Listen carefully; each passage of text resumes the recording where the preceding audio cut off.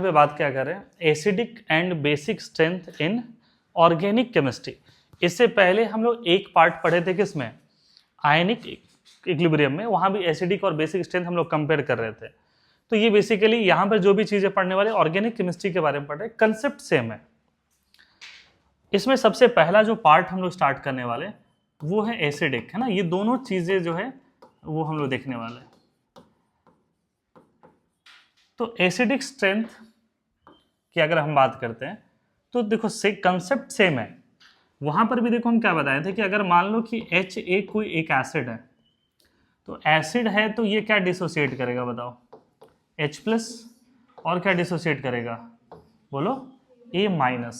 तो H+ और A- में ये डिसोसिएट होगा। नेचर का ऑलमोस्ट रिएक्शन जो होता है वो कुछ ना कुछ क्या होता है, रिवर्सिबल नेचर का होता है। तो ये HA और Ka होगा, ठीक है। लिखने का अगर होगा तो हम लिख सकते हैं कि Ka is the equilibrium constant for the acid. अब देखो यहां पर हम लोग क्या कहते हैं कि acidic strength is directly proportional to, क्या होता है, H+ आयन कंसंट्रेशन। याद आ रहा होगा कि जिसका जितना ज्यादा H+ आयन होगा उसकी एसिडिक स्ट्रेंथ क्या होगा, उतना ही ज्यादा होगा। तो ये वही चीज करें कि इसका एसिडिक स्ट्रेंथ ज्यादा होगा जब उसके H+ कंसंट्रेशन ज्यादा होगा। H+ कंसंट्रेशन कब ज्यादा होगा, जब A- क्या होगा, स्टेबल होगा। अदरवाइज अगर मान लो A- स्टेबल नहीं है तो क्या होगा, अगर ये स्टेबल नहीं होगा तो H+ के साथ में कॉम्बाइन होकर के ये वापस आ जाएगा। याद आ रहा, इसी कंसेप्ट को लेकर के हम बता रहे थे कि acidic strength depends upon the H+ ion concentration, और ये H+ डिपेंड करेगा जब A- स्टेबल होगा, that is stability of anion. और एनायन जितना स्टेबल होगा ये आगे बढ़ेगा, फॉरवर्ड की तरफ जाएगा। अगर एनायन अनस्टेबल होगा तो ये किधर की तरफ आएगा, वापस आएगा, बैकवर्ड आएगा। ये उसी चीजों की बात कर रहे हैं। That is the acidic strength is proportional to H+ ion concentration. या डायरेक्टली हम यहाँ पे क्या लिख सकते हैं, it depends upon the stability of anion. इसको हम क्या कह सकते हैं बताओ, कॉन्जुगेट बेस। तो जिसका एनायन जितना ज्यादा स्टेबल होगा उसकी क्या हो जाएगी, एसिडिक स्ट्रेंथ उतना ही ज्यादा होगा। तो ये कंसेप्ट समझ में आ रहा है आपको। इस टॉपिक से अब हम आगे बढ़े। देखो ये हम देखो सिखाना क्या चाह रहे हैं, देखो एकदम सिंपल सा चीज है। मान लो कि HA1 एक एसिड है, HA2 एक एसिड है, तो ये भी क्या रिलीज करेगा, H+ और A1-। उसी तरीके से ये क्या रिलीज करेगा, H+ और A2-, या ना, A2-। तो कहने का मतलब है H+ तो कॉमन है, तो दोनों का अगर स्ट्रेंथ का कंपैरिजन करेंगे तो कभी भी किससे करेंगे, उसके एनायन से ही कंपैरिजन करेंगे। एनायन के अलावा और कोई पैरामीटर हमारे पास नहीं है। इस टॉपिक से आगे बढ़े।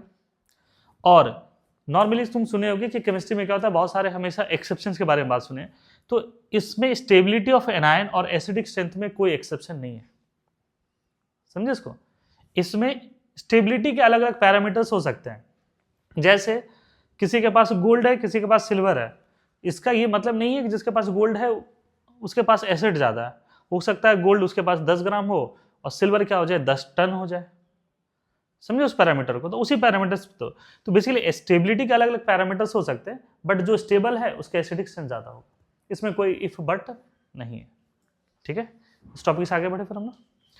अब यहाँ पे फाइनली जो बात आता है सर स्टेबिलिटी वाले पैरामीटर्स में, है ना। तो देखो स्टेबिलिटी की अगर हम बात करते हैं कि stability of anion is directly proportional to, है ना। इसको कुछ कुछ पॉइंट्स में लेकर के हम लोग चलते हैं। तो stability of anion is directly proportional to electronegativity, है ना, En electronegativity of atom having negative charge. समझे इसको, ये किस पर डिपेंड कर रहा, तो उस एटम की इलेक्ट्रोनिगेटिविटी जिसके ऊपर नेगेटिव चार्ज है। Stability of atom having negative charge. देखो इलेक्ट्रोनिगेटिविटी का मतलब तुम समझ ही रहे हो, दैट इज इलेक्ट्रॉन गेन करने की टेंडेंसी, और जिसके ऊपर में नेगेटिव चार्ज है उसकी टेंडेंसी ज्यादा हो जाए तो स्टेबल ज्यादा हो जाएगा। जैसे एक एग्जांपल लेकर के हम बात करते हैं, CH4 है, NH3 है, H2O है और HF है। अगर ये H प्लस रिलीज करे तो इनके पास क्या बचेगा, CH3 माइनस, ये क्या बचेगा NH2 माइनस, ये क्या बनने वाला है OH माइनस, ये क्या बनने वाला है F minus. These are conjugate base या एनायन। अब अगर हम पॉलिंग स्केल से इलेक्ट्रोनिगेटिविटी की बात करते हैं तो कार्बन की इलेक्ट्रोनिगेटिविटी कितना होता है 2.5, नाइट्रोजन 3, ये क्या होता है 3.5, ये क्या होता है 4.0। तो इलेक्ट्रोनिगेटिविटी देखो सभी के ऊपर चार्ज एक बराबर है, लेकिन इसके ऊपर में क्या है आपका इलेक्ट्रोनिगेटिविटी ज्यादा, तो इलेक्ट्रोनिगेटिविटी ज्यादा है इसका मतलब इसकी स्टेबिलिटी क्या होगी ज्यादा होगी। तो हम जैसे ही अगर हम बात करते हैं स्टेबिलिटी का तो F minus is more stable then OH minus, OH minus is more stable then NH2 minus और ये CH3 माइनस। तो ये स्टेबिलिटी का ऑर्डर है, तो एसिडिक स्ट्रेंथ का ऑर्डर क्या हो जाएगा, समझ में आया। देखो इसलिए आपको पढ़ाया गया होगा कि HF जो है वो क्या होता है आपका एक एसिड, H2O क्या होता है न्यूट्रल, NH3 क्या होता है बेस। तो बेसिकली बेस से बेटर एसिडिक कौन हो जाएगा न्यूट्रल, न्यूट्रल से ज्यादा कौन हो जाएगा एसिडिक। तो ये electronegativity of atom having negative charge, इससे हम लोग स्टेबिलिटी का कंपैरिजन करते हैं, समझे इसको।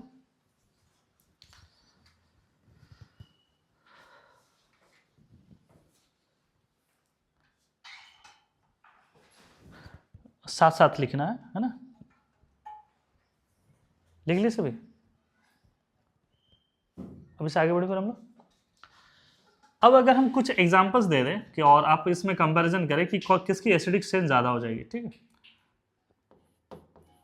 CH3 एक एग्जांपल ये है, CH2 double bond CH2, ethane ethene ethyne, CH triple bond CH acetylene.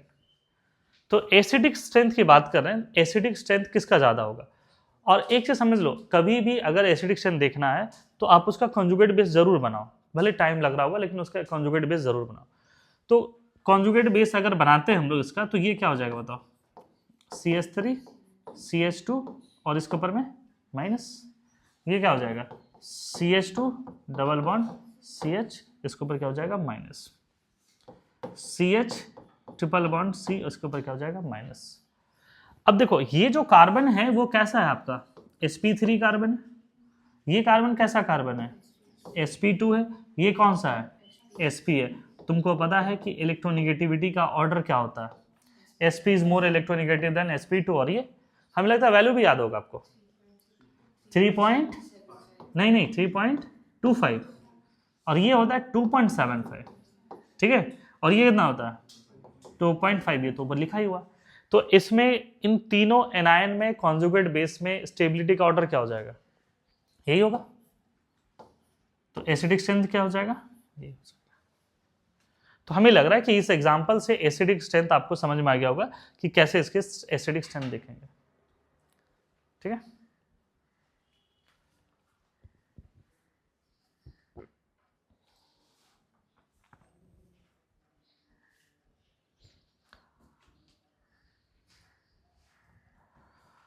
बढ़े आगे हम लोग एक एग्जांपल दे रहे और उस एग्जांपल में सारे एसिडिक स्ट्रेंथ आपको बताना है उसमें, ठीक है। तो right the acidic order of HF H2O NH3 CH triple bond CH CH2 double bond CH2 and CH3, ठीक है। इनके ऑर्डर बताना है कि सर किसका ऑर्डर ज्यादा होगा ना, 1 2 3 4 5 6।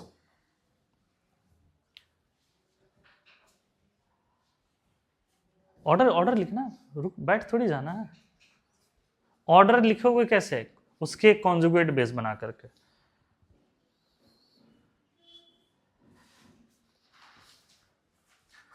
तो इनका जो कॉन्जुगेट बेस होगा F माइनस OH माइनस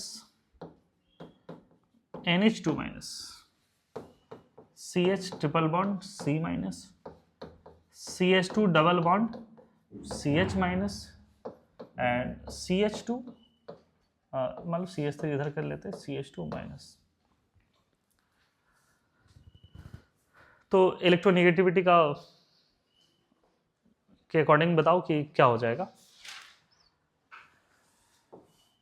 अगर इसमें हम आपसे पूछे स्टेबिलिटी का ऑर्डर बताइए, कौन सबसे ज्यादा स्टेबल?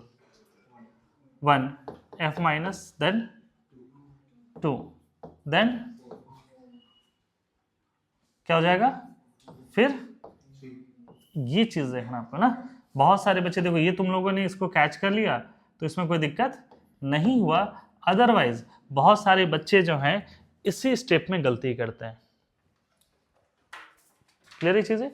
बेसिकली देखो हम क्या कहना चाह रहे हैं, electronegativity of sp carbon,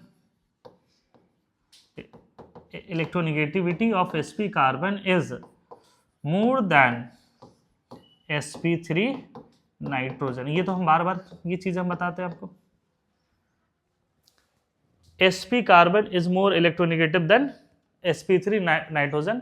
other hybridization में नाइट्रोजन ज्यादा होगा, बस यही एक चीज है जहां पे sp कार्बन देखो 3.25 था और ये क्या था 3 था, तो sp3 carbon is more electronegative than sp3 nitrogen.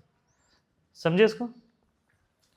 तो ये स्टेबिलिटी की बात हम लोग कर रहे थे यहाँ पर कि F माइनस H2O F3 5 इस तरीके से लेकर के चलते हैं। ठीक है, तो हमें लग रहा है कि एसिडिक स्ट्रेंथ का ऑर्डर भी तुम प्रिडिक्ट कर लिए होगे, 1 2 अगेन 3 कि 4 हो जाएगा, फिर 3 देन 5 देन 6। तो हमें लग रहा है इलेक्ट्रोनेगेटिविटी के अकॉर्डिंग ये सारी चीजें आप सीख गए होंगे। ठीक है, इस टॉपिक से अब हम आगे की तरफ बढ़े। सेकेंड जो चीजें हैं स्टेबिलिटी की, अगर हम बात करते हैं, अगर साइज चार्ज बराबर हो जाए ना, तो stability of anion is directly proportional to, थोड़ा सा देखना इसको, size of atom having negative charge. मतलब कहने का मतलब है कि जिसका साइज बड़ा होगा वो स्टेबल ज्यादा होगा, समझे, और उसकी एसिडिक स्ट्रेंथ भी ज्यादा होगा। हम क्या कह रहे हैं, stability of anion is directly proportional to size of atom having negative charge. इसका जो सबसे बेस्ट एग्जांपल हमको दिखाई देता है ये HF है, HCl है, HBr है और HI है, दीज आर एसिड्स। अगर ये H प्लस रिलीज करता है तो ये बचेगा क्या, F minus, Cl minus, Br minus और क्या होता I माइनस। तो अगर हम साइज के बारे में बात करें तो देखो हर बच्चे को ये चीजें पता है कि डाउन द ग्रुप आते हैं तो साइज क्या होता है, बढ़ता है। तो F माइनस की तुलना में कौन बड़ा हो जाएगा, Cl माइनस की तुलना में, Br माइनस की तुलना में I माइनस। तो एसिडिक स्ट्रेंथ का ऑर्डर क्या हो जाएगा बताओ, HF से ज्यादा एसिडिक कौन होता है, HCl, इसलिए HCl स्ट्रॉन्ग एसिड है but HF is mild acid. HCl की तुलना में कौन ज्यादा हो जाएगा, HBr, HBr की तुलना में कौन हो जाएगा, HI। हमें लग रहा है कि जो सिखाना चाह रहे थे वो तुम सीख गए इसको। ठीक है, तो HI यहाँ पर है। लेकिन अब यहाँ पर सुनो, एक कभी कभी बच्चों में डाउट आता है कि सर F की तो इलेक्ट्रोनेगेटिविटी जो है अकॉर्डिंग टू पॉलिंग स्केल ये 4 होता है, इसका 3.16 होता है, कहीं कहीं पर 3.2 भी दिया हुआ, एनसीईआरटी में 3.2 दिया बट जेडली में 3.16 है। Br की जो इसकी होती है इसका भी देख लेना कि ये 2.8 रहता है, कहीं कहीं पे 3 भी दिया हुआ, इसका 2.7 दिया हुआ। तो इलेक्ट्रोनेगेटिविटी तो इसका ज्यादा है, तो इसको क्या होना चाहिए था, ज्यादा एसिडिक। तो यहां पर क्या कह रहे हैं हम लोग, हम बताओ, size factor dominant over electronegativity. ठीक है, और इसको देखो एक चीज सिंपल सा ये चीज हम समझा दे रहे हैं, अक्रॉस द, ये चल गए तुम अक्रॉस द पीरियडिक टेबल में, अक्रॉस द पीरियड, तो क्या देखोगे, इलेक्ट्रोनेगेटिविटी, समझे। और अक्रॉस द ग्रुप में आओ तो क्या कंपेयर करोगे बताओ? साइज। जब दो पैरामीटर होते हैं कंपैरिजन का, तो कब किसको देखना है ये चीज सीखना बहुत जरूरी है। तो जब हम लोग अक्रॉस द पीरियड चलते हैं इस तरीके से, तो किसको प्रायोरिटी देते हैं? इलेक्ट्रोनिगेटिविटी को। और इधर से इधर की तरफ आते हैं तो किसको प्रायोरिटी देते हैं? साइज को। तो हमें लग रहा है कि इसका जो डाउट है वो तुम्हारा क्लियर हो गया होगा। कहीं कोई दिक्कत? इस टॉपिक से आगे बढ़े फिर। इसमें एक छोटा सा एग्जांपल और हम जारी करा लें, ये एनसीईआरटी का ही है कि अगर आपसे कोई पूछे H2O है, H2S है, H2SE है, H2TE है, ठीक है, मतलब ये ऑक्सीजन फैमिली की चीजें हैं, है ना। ऑक्सीजन फैमिली में जाओगे तो ये दिखा रहा है oxygen, sulphur, selenium, tellurium and polonium radio active है, इसलिए छोड़ दिया जाए। तो इन सब का अगर एसिडिक स्ट्रेंथ देखना तो हम लोग क्या करेंगे? कॉन्जुगेट बेस बनाएंगे। कॉन्जुगेट बेस क्या हो जाएगा बताओ? OH माइनस, यहाँ पे क्या हो जाएगा? SH minus, SEH minus and TH minus. और तुमको पता है डाउन द ग्रुप साइज बढ़ता है, साइज बढ़ेगा तो कौन बढ़ेगा? एसिडिक स्ट्रेंथ बढ़ेगा।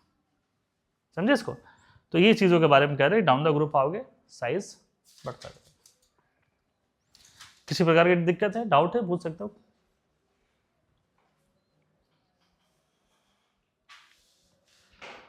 टॉपिक से आगे बढ़े फिर।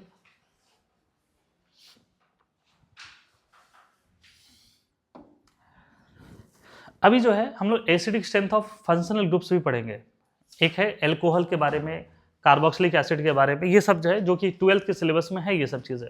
बट नॉर्मली लोग क्या करते हैं, जीओसी में ही पढ़ाते हैं, तो हम भी इसको जीओसी वाले ही पार्ट में पढ़ा देते हैं, complete acidic and basic strength और ये सब भी सारी चीज़ें। तो इसको हम लोग पार्ट वाइज पढ़ते हैं। तो सबसे पहला अगर हम बात करते हैं तो एसिडिक स्ट्रेंथ लिखो साथ साथ ऑफ एल्कोहल्स, ठीक है, एसिडिक स्ट्रेंथ ऑफ एल्कोहल्स।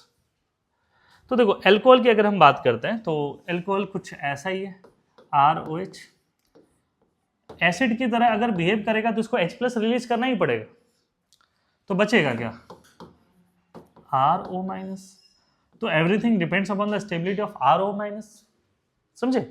इसको कहते हैं एल्कोक्साइड आयन करके कहते हैं, जैसे मीथेन आता तो मिथॉक्साइड आयन, इथॉक्साइड आयन, इस तरीके से इसका ये सब सारी चीजें नाम होता है, ठीक है। अब ये एनायन की स्टेबिलिटी किस पर डिपेंड करेगा? इलेक्ट्रॉन डोनेटिंग पर या विड्रॉइंग पर? एनायन है, निगेटिव चार्ज है, तो निगेटिव चार्ज की स्टेबिलिटी किस पर डिपेंड करेगा? इलेक्ट्रॉन डोनेटिंग पर कि विड्रॉइंग पर? विड्रॉइंग पर। तो यहां पर हम लोग ये चीजें इसको लिख सकते हैं क्या? Acidic strength depends upon electron withdrawing group. Acidic strength depends upon electron withdrawing group. Clear है? अच्छा, इलेक्ट्रॉन विड्रॉइंग ग्रुप किनको किनको कहते हैं? -M, -H and -I। अच्छा, इसको हम -R भी तो कह सकते हैं। तो basically acidic strength is directly proportional two electron withdrawing. जो जितना इलेक्ट्रॉन विड्रॉ करेगा उतना ही एनायन को क्या करेगा? स्टेबल बनाएगा। क्योंकि हम देखो विड्रॉ करेगा तो इसका चार्ज क्या होगा? कम। और हम लोग एक ही स्लोगन पढ़े क्या? चार्ज कम, एनर्जी कम, एनर्जी कम, स्टेबिलिटी ज्यादा। समझे इस बात को? नहीं। अब इधर आ जाओ, तो इलेक्ट्रॉन डोनेटिंग ग्रुप के क्या हो जाएगा? Inversely proportional. Inversely proportional. मान लो ये निगेटिव चार्ज है और इसको और इलेक्ट्रॉन डोनेट कर दे, तो ये क्या हो जाएगा? स्टेबल क्या अनस्टेबल? अनस्टेबल हो जाएगा। तो इसलिए कह रहे हैं कि electron donating group inversely proportional हो गया। क्लियर? तो इलेक्ट्रॉन डोनेटिंग ग्रुप कौन कौन होते हैं बताओ? +R और +N, +H एंड +I। इसमें भी ऑर्डर होता है, ये ध्यान में रखना। Resonance will be more effective than hyper conjugation and it will be more effective than inductive effect. ये चीजें जो हम लोग पढ़े थे वो सारी चीजें रहेगा इसमें।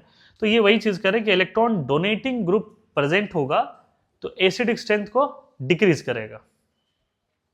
क्लियर है ना? अब आगे बढ़े फिर हम लोग। इसमें एक चीज हम लोग कहते हैं, लिखो लिखो मेरे साथ साथ, एलिफेटिक एल्कोहल्स। जैसे एलिफेटिक एल्कोहल्स होता है और एक होता है एरोमेटिक एल्कोहल्स। जो लीनियर वाली जो चेन वाले तो उसको हम क्या कहते हैं, एलिफेटिक एल्कोहल्स। और एरोमेटिक एल्कोहल्स बेसिकली फिनॉल होते हैं। फिनॉल को क्या कहते हैं, एरोमेटिक एल्कोहल। तो एलिफेटिक एल्कोहल जिसको हम लोग कहते हैं आर और O H, are less acidic than water except methanol. ये वर्ड को अच्छे से एकदम याद कर लो, समझे इसको। जितने भी, अगर कुछ लगा हुआ नहीं है, कोई विड्रॉइंग ग्रुप नहीं, कोई डोनेटिंग ग्रुप नहीं, एकदम जनरल बात कर रहे हैं हम लोग कि aliphatic alcohols are less acidic than water. या इसको दूसरे लैंग्वेज में कह सकते हैं कि water is more acidic than aliphatic alcohols except methanol. Methanol को छोड़ करके। तो अगर हम एसिडिक की बात करते हैं तो यहां पर सबसे ज्यादा एसिडिक कौन हो जाएगा, CH3OH, फिर कौन होगा H2O, फिर कौन होगा C2H5OH। अब बताओ इथेनॉल एसिडिक है कि वाटर एसिडिक है, ये वाटर एसिडिक है, समझे उसके कंपैरिजन में। C3H7OH, मतलब as the number of carbon increases acidic strength क्या होगा, डिक्रीज। क्यों सर, क्योंकि कार्बन जो है वो प्लस आई ग्रुप है, डोनेटिंग ग्रुप है, समझे। देखो COH है, सबको समझो ऐसे, CCOH है। तो जैसे जैसे कार्बन की संख्या बढ़ रही है वैसे वैसे क्या हो रहा, प्लस आई भी क्या हो रहा, बताओ प्लस आई भी बढ़ रहा। जैसे जैसे यहाँ एक ही कार्बन है, यहाँ 2 कार्बन है, यहाँ 3 कार्बन है, तो जैसे जैसे क्या होगा, प्लस आई बढ़ेगा। देखो कार्बन जुड़ रहा है, यहाँ पर कोई रेजोनेंस नहीं है, हाइपर कंजुगेशन नहीं है, तो यहाँ तो सिर्फ इंडक्टिव देखेंगे। तो प्लस आई जैसे जैसे करके बढ़ेगा उसकी एसिडिक स्ट्रेंथ क्या होगा, नहीं कम कि बढ़ेगा, सॉरी हाँ सर कम होगा। क्या हो जाएगा, ये एसिडिक स्ट्रेंथ कम होगा, क्योंकि डोनेटिंग ग्रुप क्या करता है, एसिडिक स्ट्रेंथ को कम करता है। कहीं कोई दिक्कत, क्लियर, लिख लिया इसको। CH3 और वाटर में अलग नेचर होता है। बेसिकली जो भी हम यहाँ पे बात करते हैं वो एक्वस मीडियम में बात करते हैं। तो CH3OH जो है ना, ये O- निकलने के बाद ये हाइड्रोजन बॉन्डिंग करता है, तो CH3O- की स्टेबिलिटी बढ़ जाता है। अगर आपसे कभी ये ऐसे क्वेश्चन आ जाए एसर्शन रीजन में कि methanol is more stable then H2O, तो ट्रू स्टेटमेंट है, methanol is more acidic then H2O।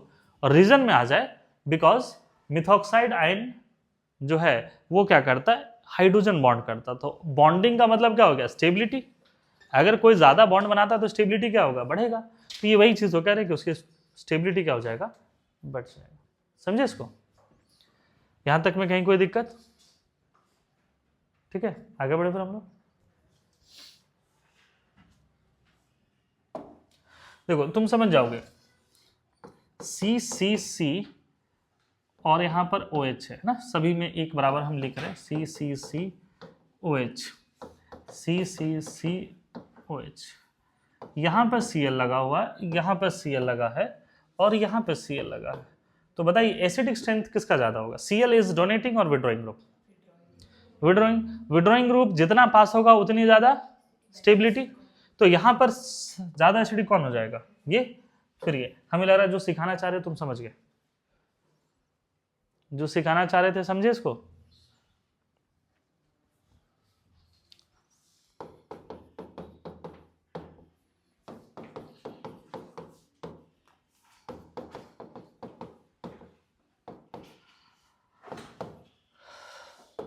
देखो इस बार हम लोग एल्काइल ग्रुप ले रहे हैं, मिथाइल ले रहे हैं।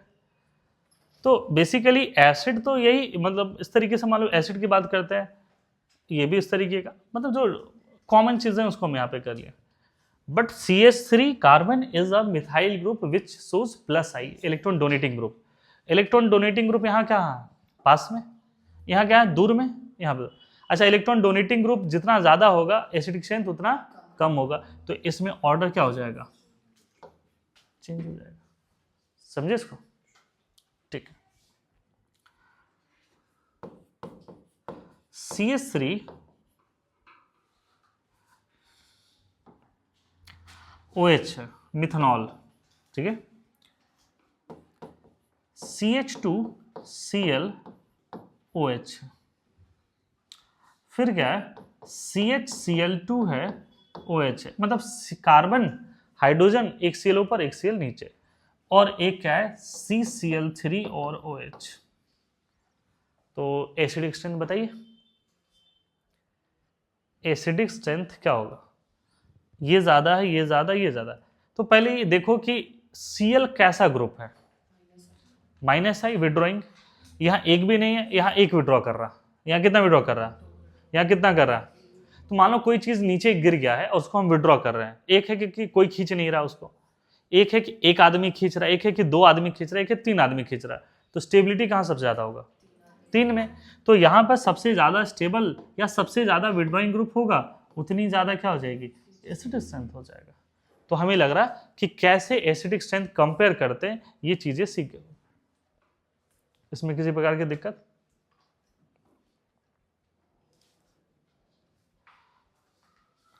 बढ़े आगे हम लोग।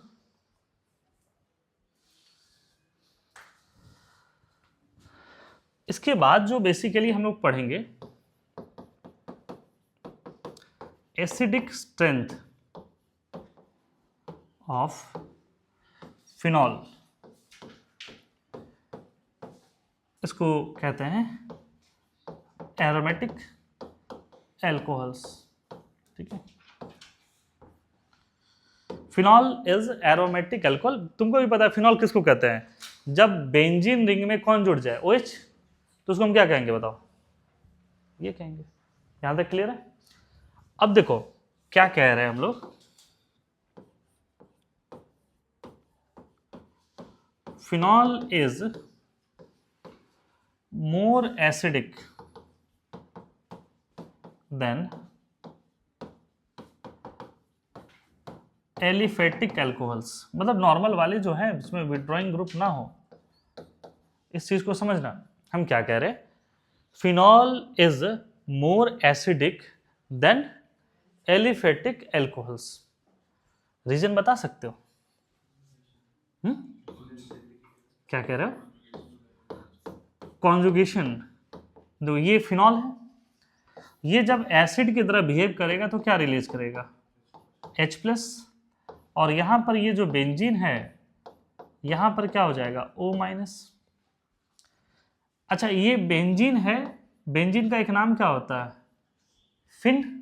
क्या नाम होता है, फिन। और फिन में क्या लगा हुआ, ऑक्सीजन, तो इसका नाम क्या होता है, फिनॉक्साइड आयन इसका नाम होता है, फिनॉक्साइड आयन। और फिनॉक्साइड आयन जो है, जो तुम सही कह रहे हो, it is resonance stabilized, it is resonance stabilized. इसकी जो स्टेबिलिटी है वो कैसा आपका, रेजोनेंस स्टेबलाइज्ड। समझे इस बात को? तो कहने का मतलब है कि अगर मान लो ROH है और अगर ये H+ रिलीज कर दे, तो यहां पर जो RO- है ये तो रेजोनेंस स्टेबलाइज नहीं है। क्या इसमें किसी प्रकार का रेजोनेंस की स्टेबिलिटी है? नहीं है। Due to that reason phenol is more acidic than alcohol. Even phenol is more acidic than water, phenol is more acidic than water. Water methanol से ज्यादा एसिडिक है। Concept clear? Phenol is more acidic than methanol, और methanol सभी से ज्यादा थे। तो हमें लग रहा है कि जो सिखाना चाह रहे थे वो चीजें तुम समझ गए इसको। अब यहां पर रूल होगा रेजोनेंस का, इंडक्टिव का, एवरीथिंग का, ऑर्थो, पैरा, मेटा, मतलब एक से एक बेहतरीन क्वेश्चंस इसमें बनते हैं, किसका एसिडिक ज्यादा होगा, किसका बेसिक ज्यादा होगा। समझ इसके फिनॉल में। तो फिनॉल में भी क्या होगा, इलेक्ट्रॉन डोनेटिंग ग्रुप होगा तो एसिडिक स्ट्रेंथ क्या करेगा, कम करेगा। इलेक्ट्रॉन विड्रॉइंग ग्रुप रहेगा तो एसिडिक स्ट्रेंथ बढ़ाएगा। तो इसके बाद देखो एक सिंपल सा एग्जांपल हम लोग यूज करते हैं और उस एग्जांपल में समझाते हैं।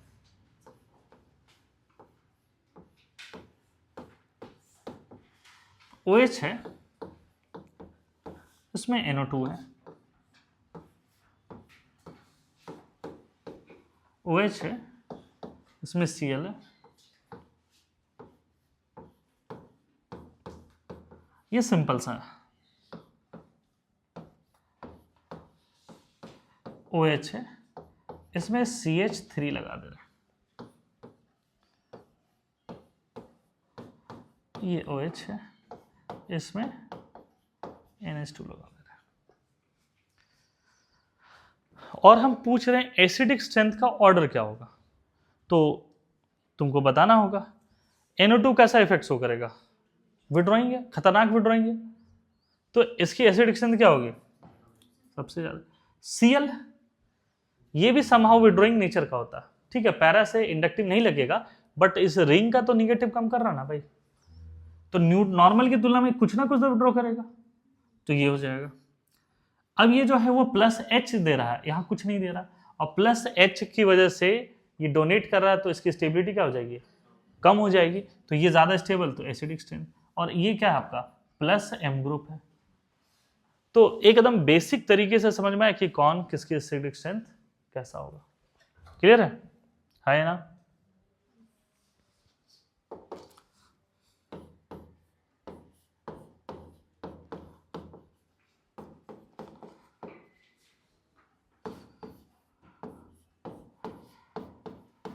साथ साथ बनाओ।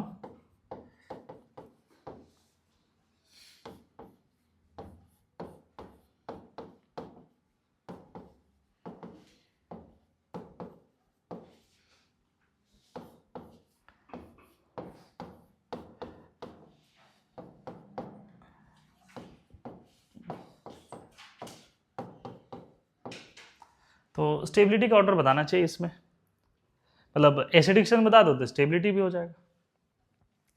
सबसे ज्यादा एसिडिक इसमें कौन होगा, पहला वाला।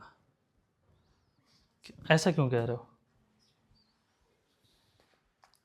ऐसा क्यों कह रहे हो, कुछ कुछ कुछ देखो, कुछ तो आंसर है, तो कुछ तो दिमाग लगाओ उसमें।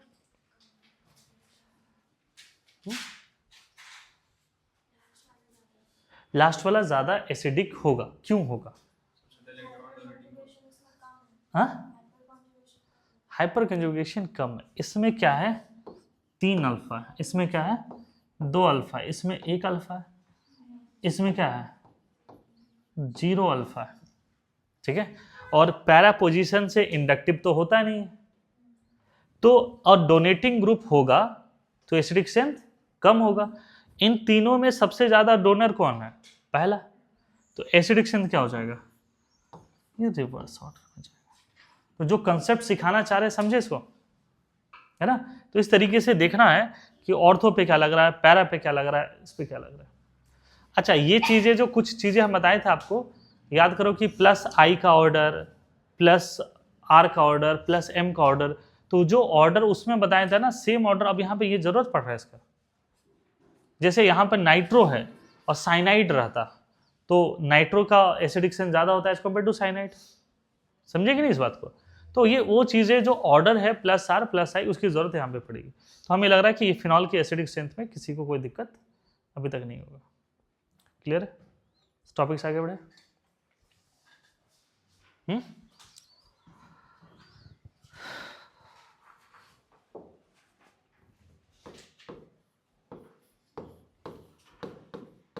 OH है, इसमें NO2 लगा हुआ,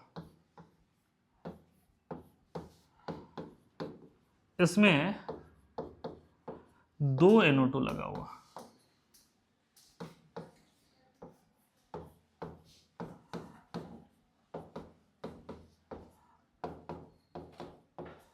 इसमें 3 लगा हुआ, तो बताइए एसिडिक स्ट्रेंथ क्या हो जाएगा। इसे ऑन कर देता हूं।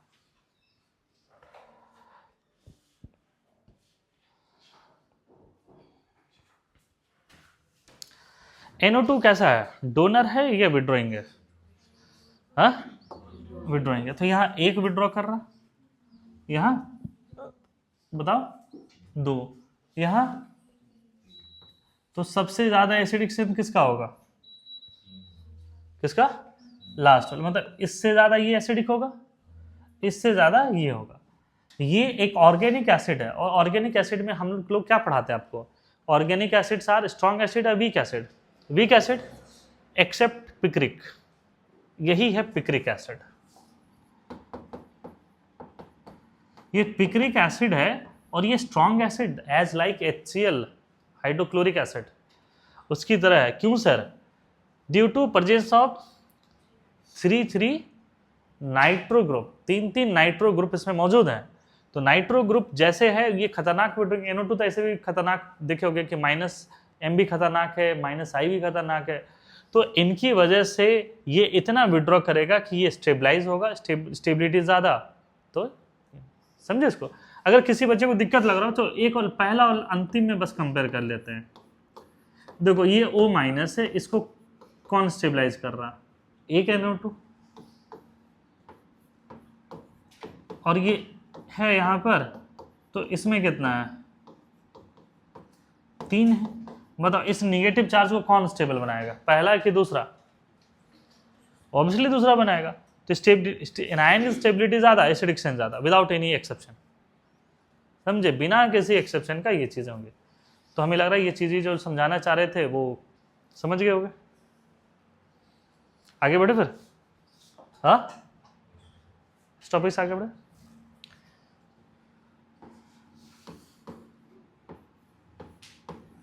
इधर देखो OH है, NO2 है, ये भी दोनों NO2 है ना, फिनॉल है, NO2 है।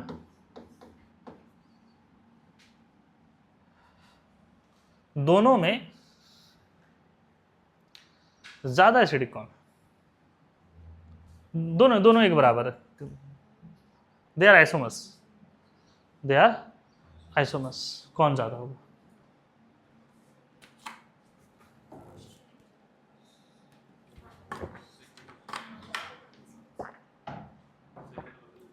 सेकेंड वाला ज्यादा। क्यों सर?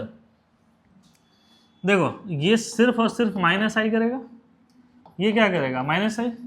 ये क्या करेगा? ये क्या करेगा? कौन ज्यादा पावरफुल? तो हमें लग रहा है जो सिखाना चाह रहे थे तुम सीख गए। इसकी एसिडिक स्ट्रेंथ ज्यादा।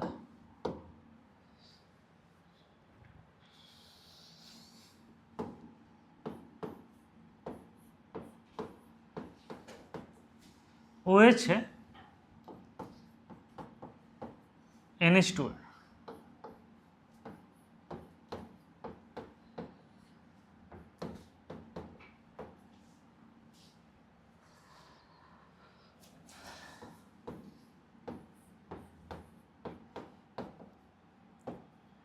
थ्री है, 2 है, and 1। Compare the acidic strength of such type of phenol. सबसे ज्यादा स्टेबल 1। क्यों? हाँ, तो +M से एसिडिक स्ट्रेंथ कम ना होगा भाई। ये प्लस है, ये NH2 क्या करेगा? +M, ये +M के -I। मेटा में क्या लगता है? इंडक्टिव। मेटा में क्या लगता है? इंडक्टिव। तो ये तो -से लगाएगा ना, यहाँ पे कौन सा इफेक्ट? कोई इफेक्ट नहीं। तो बताओ एसिडिक स्ट्रेंथ क्या है? 2 है, फिर समझ में आया? अच्छा, कुछ यहाँ रेजोनेंस हाइपर कंजुगेशन इंडक्टिव का यूज है? हाँ, हर चीज है, मतलब अगर आपका क्लियर है resonance hyper conjugation everything anion वगैरह, तो ये सब टॉपिक में खूब मजा आएगा, इसलिए हम रिवाइज कराए थे। इस टॉपिक से आगे बढ़े। ये बहुत इंपॉर्टेंट है, हम तुमको लिख के दे रहे हैं कि अगले 1 साल तक आप जितनी भी टेस्ट सीरीज कहीं भी ज्वाइन करोगे, उन टेस्ट सीरीज में ये क्वेश्चन जरूर एक बार आपको मिलेगा, चाहे किसी भी इंस्टीट्यूशन का ले लो आप। नाम है इसका नाइट्रोफिनॉल, ठीक है, एसिडिक स्ट्रेंथ ऑफ नाइट्रोफिनॉल। आप अपने कंसेप्ट लगाना कि कैसे हम यहां पे बात करेंगे। OH एक NO2 ऐसा, OH NO2 ऐसा, OH NO2 ऐसा। एसिडिक्शन बताइए।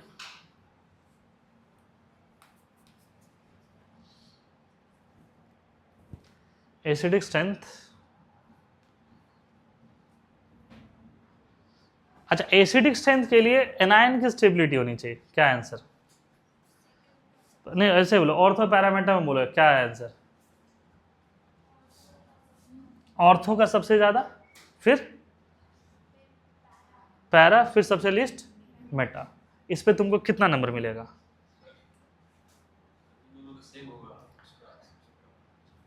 हाँ, उस पर तुमको कितना नंबर मिलेगा? अगर तुम आईटी के एग्जाम देने गए या नीट के एग्जाम देने गए तो उसमें तुमको कितना नंबर मिलेगा? हाँ, +4, -1 मिलेगा। क्या मिलेगा? तुमको भी मिलेगा, तुमको भी मिलेगा, दोनों को -1 मिलेगा। सर कैसे? सुनो यहाँ पर बहुत बढ़िया कंसेप्ट है ये -m है, ये भी क्या है? -m है अलॉन्ग विथ, यही कंसेप्ट लगा। यहाँ क्या है? -i। लेकिन इसके साथ क्या कंसेप्ट है, इसलिए तुम जानबूझ के आंसर पूछे और गलती करोगे तो तुमको याद रहेगा कि हम यहाँ पे गलती किए थे। ये O है और H है, ये N है और ये डबल बॉन्ड है और ये है, तो इनके बीच में क्या होता है? Hydrogen bond. तो ये जो हाइड्रोजन है उसको तो एक्स्ट्रा बॉन्ड, ये निकलना चाह रहा है लेकिन उसको तुम पकड़े हुए हो, भागेगा वो नहीं। कौन ज्यादा? कौन ज्यादा? पैरा। उसके बाद कौन? फिर कौन होगा? अच्छा यहाँ पर मान लो ये कंसेप्ट अगर हम दे देते, ये वाला तुम कंसेप्ट लगाते और तो ये क्वेश्चन तो हर बच्चा अटेम्प्ट लेता, छोड़ेगा ऐसे क्वेश्चन को? नहीं छोड़ेगा, जय श्री राम बोल करके तुक्का मारेगा एकदम, लेकिन आंसर में गलती करेगा। ये कंसेप्ट ठीक है? इसको क्या है देखो, ये फिनॉल का H बाहर निकलेगा तो एसिडिक स्ट्रेंथ ज्यादा होगा। हमको तो यही पढ़ाया गया कि ये जितना जल्दी निकलेगा एसिडिक स्ट्रेंथ उतना ज्यादा होगा। तो यहाँ वाला जब निकल रहा था इसको तो कोई नहीं रोक रहा था, लेकिन जब ये निकल रहा था तो ये O क्या है, इससे कनेक्टेड है, तो वो नहीं निकलेगा उसको। समझे इसको? इसलिए ये क्वेश्चन बहुत इंपॉर्टेंट है और पूछा जाता है, तो ऐसे क्वेश्चन में स्टार मार्क लगाना। हाइड्रोजन बॉन्ड, हाइड्रोजन बॉन्ड है। अच्छा ऐसे क्वेश्चन अगर थ्योरेटिकल आ जाए तो भी ध्यान में रखना, acidic strength of para nitrophenol is more than ortho nitrophenol. Reason में आ सकता है in ortho nitrophenol there is hydrogen bond, तो ये सही बात है। समझे इसको? इसमें कहीं कोई दिक्कत?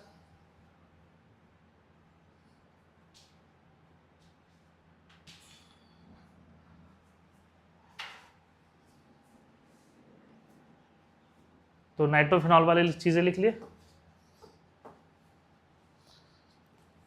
इस आगे बढ़े। हाँ, अगर ये चीजें साइनाइड में अगर कहते हैं तो हम तुम्हारी बात मान जाते, तुम्हारा आंसर एकदम सही होता। देखो OH CN, OH CN, OH CN। समझे इसको? तो CN जो होता है ना बेसिकली लीनियर मॉलिक्यूल होते हैं, तो इसमें कोई बेंडिंग वेंडिंग का नहीं रहता कि ये OH है, ये तो सीधे ऐसा हो गया ना, ये थोड़ा घुमा रहता तब ना हाइड्रोजन बॉन्ड करता, तो ये तो हाइड्रोजन बॉन्ड नहीं करेगा। तो बेसिकली ये जो CN है ये कौन सा इफेक्ट लगाएगा? -m, ये क्या हो जाएगा? -m, और दोनों का -m इक्वल होगा कि अनइक्वल? इक्वल। इसका जो है वो क्या हो जाएगा आपका? माइनस है। इसमें इंडक्टिव पैरा पे इंडक्टिव नहीं लगता है, कहाँ तक लगता है? पहला दूसरा और तीसरा आइटम तक ही लगता है। इसमें क्या लगेगा? -i। तो बताओ सबसे ज्यादा विड्रॉ कहाँ कर रहा है? फर्स्ट पे, फिर समझे इसको? क्लियर है चीज? इसके पढ़ाने के बाद एक अक्षय चौधरी में एसिडिक स्ट्रेंथ के क्वेश्चंस दिए हैं, बहुत अच्छा। वो हम देंगे आपको। इस टॉपिक से आगे बढ़े फिर, देख लिया इसको।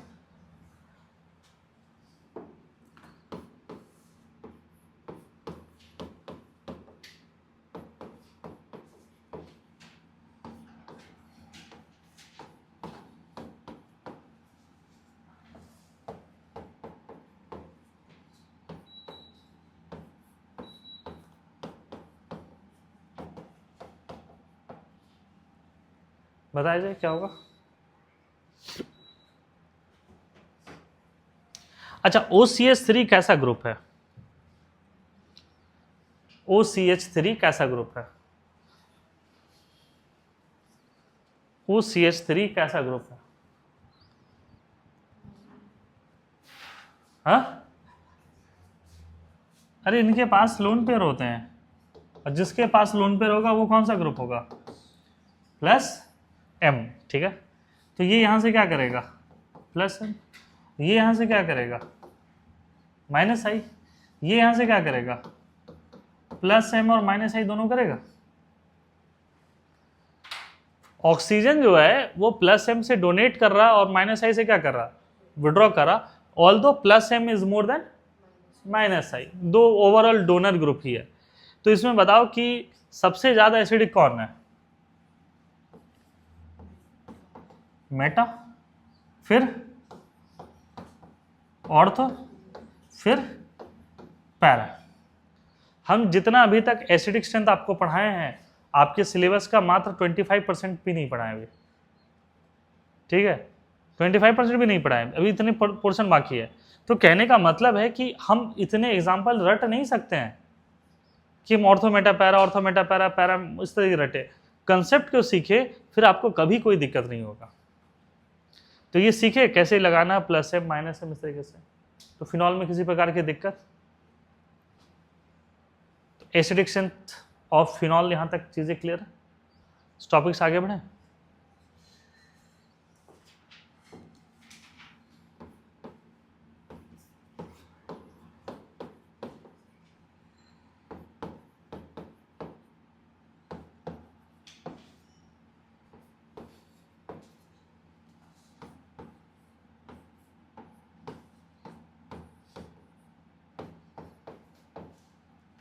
ये बेहतरीन बेहतरीन क्वेश्चन है इसमें। बताइए किसका एसिडिक स्ट्रेंथ ज्यादा होगा?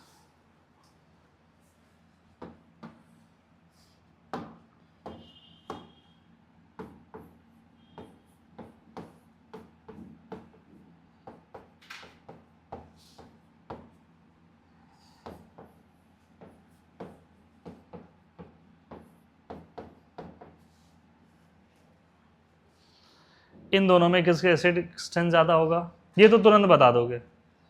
इन दोनों में किसका एसिडिक स्ट्रेंथ ज्यादा होगा?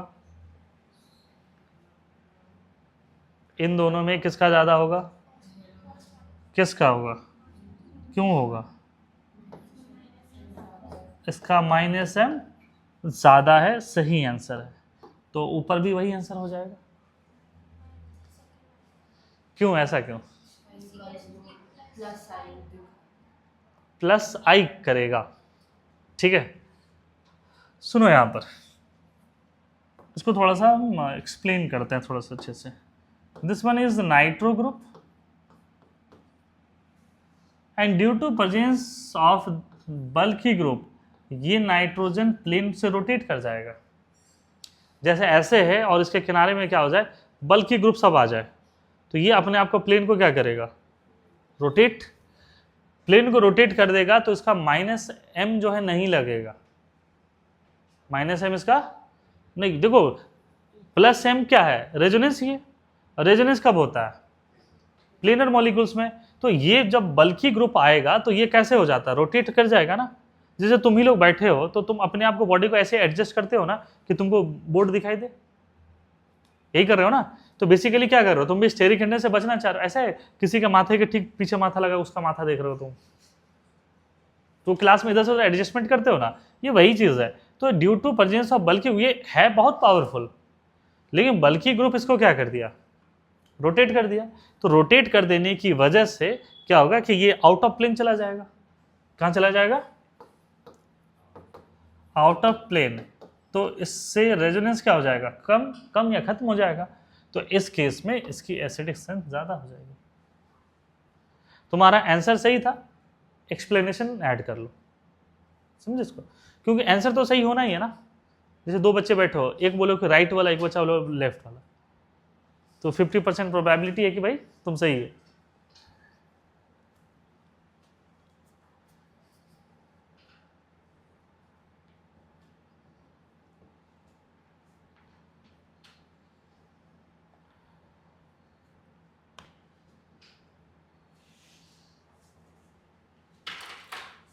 लिख लिए क्या इस टॉपिक से आगे बढ़े फिर हम लोग?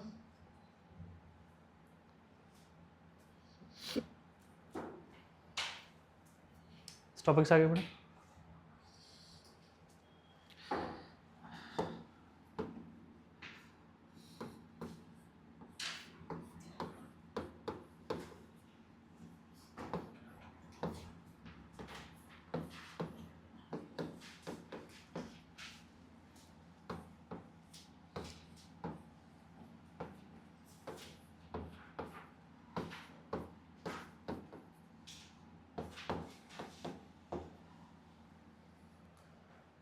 दोनों में एसिडिक स्ट्रेंथ किसका ज़्यादा? दिमाग लगाओ, आंसर गलत हो जाए कोई फर्क नहीं पड़ता। क्या होगा?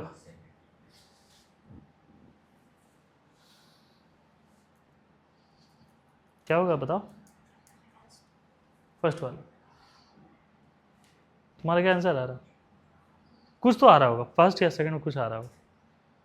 बोलो बोलो जल्दी जल्दी, टाइम नहीं है। फर्स्ट। तुम्हारा? है क्या आंसर? देखो तुम लोग गलती कहाँ कर रहे हो, ये NO2 कहाँ पर है, ऑर्थो में कि पैरा में है? मेटा पे, तो मेटा पे कौन सा इफेक्ट लगाएगा? माइनस है। ये कहाँ लगा हुआ, कहाँ लगा हुआ, तो कौन सा इफेक्ट शो करेगा, कौन ज्यादा एसिडिक? कुछ समझ में आया? अरे रेजोनेंस को डिस्टेंस से क्या फर्क पड़ता है, ये तो ऑनलाइन ट्रांजेक्शन है ना, विदाउट कमीशन। ये और भी एक बेंजीन लोग लगा दे तो कोई फर्क नहीं पड़ता। तो कहाँ कहाँ गलती करना, ये चीजें सीखिए इसको। तो हमें लग रहा है फिनॉल वाली चीजें अब थोड़ा कंसेप्ट क्लियर हो गया होगा। अब इसी में है, अपना ऐड करते रहिए, विड्रॉ करते रहिए, है ना, विड्रॉइंग ग्रुप लगाते रहिए, उस तरीके से केसेस में।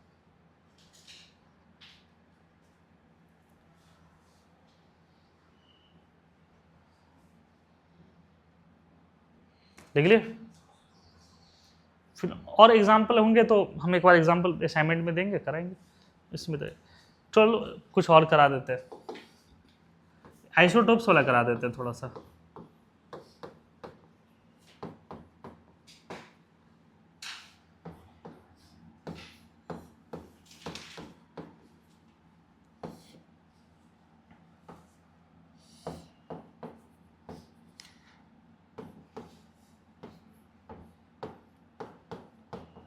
और उसका एक्सप्लेनेशन लिखोगे बगल में, 3 महीने बाद सब भूल जाओगे।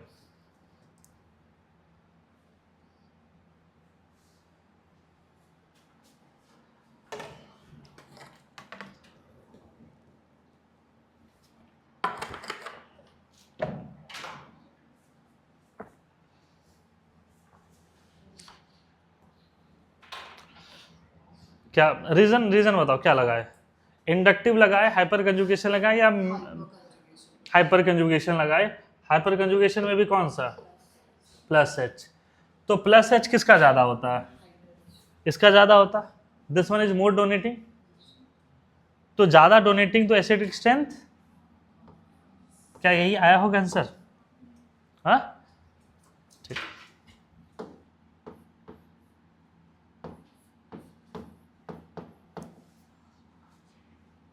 हम कह देना कि बेंजीन आपको हजारों बार बनाना पड़ेगा। आज का क्लास करके क्या लग रहा है? जो कि अभी कार्बोक्सिलिक एसिड नहीं पढ़ाए हम आपको, सल्फोनिक एसिड नहीं पढ़ाए हैं, ये 1/3 पार्ट है। और कार्बोक्सिलिक एसिड का सिलेबस इससे बड़ा है। यहां पर और फिर क्या लगाओगे, प्लस एच की प्लस आई की प्लस एम, प्लस प्लस आई, सही है। क्या लगाओगे, प्लस आई। प्लस आई किसका ज्यादा है, CH3 CD3 CT3, CT3 का। तो एसिडिक स्ट्रेंथ का ऑर्डर क्या हो जाएगा, देख रहे हो ना। अब जो बच्चा रट के गया कि CT3 का ज्यादा होगा, यहाँ -1 आएगा। इसलिए कंसेप्ट को सीखो कि कहां पर प्लस एच लगेगा, कहां पर प्लस आई। प्लस एच ऑपरेट कहां होता है, ऑर्थो एंड पैरा पोजिशन पर। प्लस आई कहां लगता है, मेटा पोजिशन पर। तो क्लियर है यहां तक के, से बढ़े आगे हम लोग। अरे लिख लिए, कुछ डाउट है। क्लास के बाद PDF इसका हम भेज देंगे, अगर मान लो नहीं लिख पा रहे तो। एक ऐसे जब पढ़ा रहे फिनॉल का,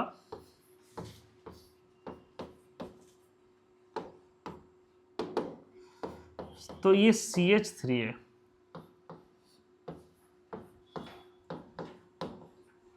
यहां पर CH3 है। तो बताओ एसिडिक ऑर्डर क्या हो जाएगा,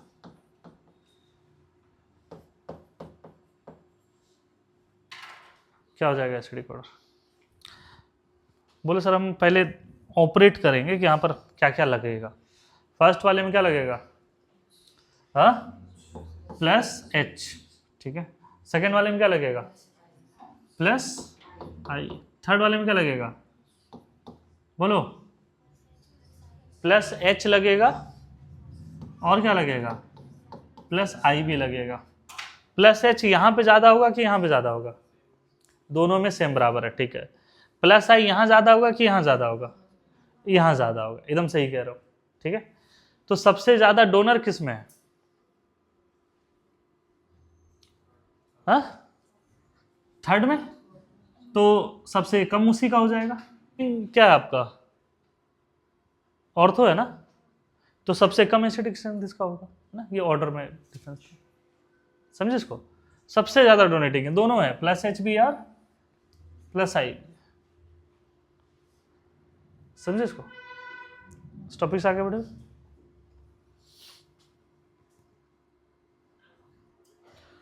तो ये फिनॉल के बारे में कह रहे थे कि फिनॉल में एसिडिक स्ट्रेंथ किस तरीके से देखते हैं। से अब आगे बढ़ते हैं हम लोग, लिख रहा acidic strength in carboxylic acid, acidic strength in carboxylic acid. तो देखो कार्बोक्सिलिक एसिड यही होता है, RC⸻OH, यही होता है। अगर ये एसिड है तो इसको H+ रिलीज करना ही पड़ेगा। फिर क्या हो जाएगा, RC⸻, यहां पे क्या हो जाएगा, माइनस।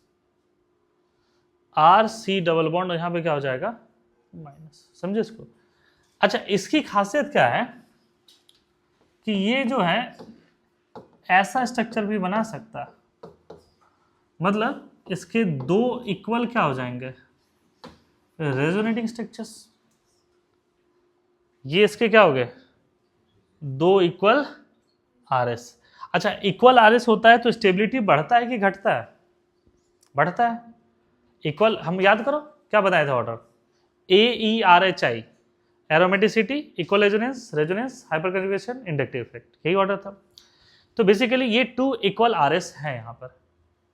तो 2 इक्वल RS में इसकी स्टेबिलिटी ज्यादा है। इट मीन्स हम कह सकते हैं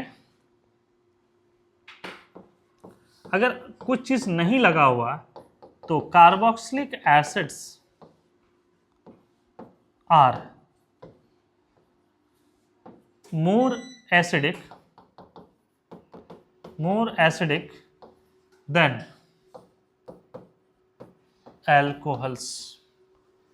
एल्कोहल की तुलना में इसकी एसिडिक स्ट्रेंथ क्या होगी, बोलो, ज्यादा।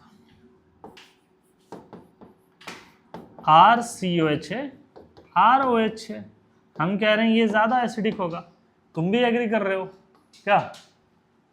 क्यों sir? Because the stability of RCO minus is more than RO minus, there is no resonance. इसमें किसी प्रकार का रेजोनेंस है क्या? नहीं है। इसमें रेजोनेंस है क्या? है सर।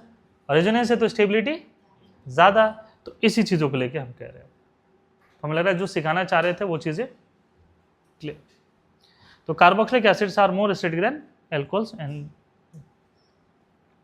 यहाँ भी सेम कंसेप्ट है, जो चीज़ें हम बताए थे आपको कि कभी भी अगर एसिडिक्शन देखेंगे तो electron withdrawing group increases the stability, electron withdrawing group क्या करेगा? डिक्रीज करेगा। जैसे फॉर एग्जांपल देखो CCOH एसिडिक एसिड है, CCOH, there is one Cl, CCOH, there is 2 Cl.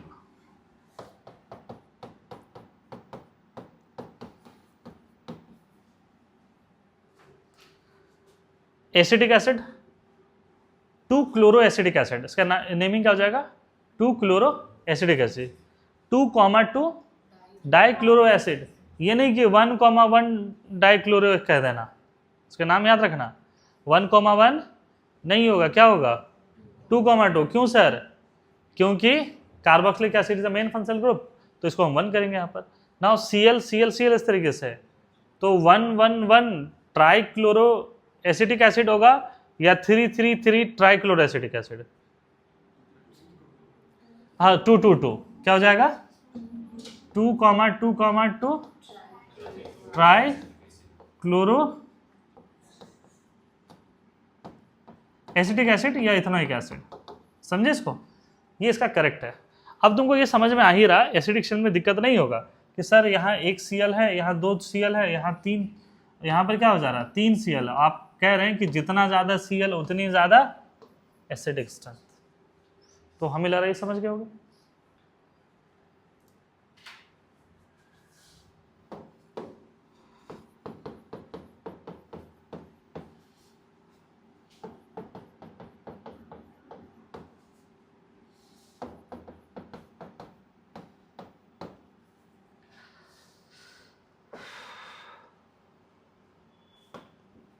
देखो यहाँ एक फ्लोरीन लगा हुआ, यहाँ भी एक फ्लोरीन लगा हुआ, यहाँ भी फ्लोरीन लगा हुआ, तो ये सिग्मा सिग्मा रेजोनेंस तो है ही नहीं यहाँ पर। यहाँ पे क्या लगेगा? इंडक्टिव माइनस आई लगेगा। तो बताओ कि कौन सबसे ज़्यादा विड्रॉ कर रहा? लास्ट वाला, थर्ड वन, क्योंकि सर ये बहुत करीब में है सर उसके। फिर दिस वन, फिर हमें लग रहा तुम समझ गए होगे। समझे इस बात को? तो ये इसके कह रहे हैं कि एसिडिक स्ट्रेंथ का इस तरीके का ऑर्डर। समझे इसको? तो इस टॉपिक से आगे बढ़े। विड्रॉइंग है, विड्रॉइंग है, जितना विड्रॉइंग होगा उसकी एसिडिक स्ट्रेंथ क्या होगा? बढ़ेगा। अब यहीं पर मान लो कि नाइट्रो लगा देते तो nitrogen is more withdrawing group, तो और ज़्यादा उसको विड्रॉ करता है। तो ये कार्बोक्सिलिक एसिड वाली चीज़ें क्लियर है, कार्बोक्सिलिक एसिड वाली चीज़ें क्लियर है। इससे आगे बढ़े फिर हम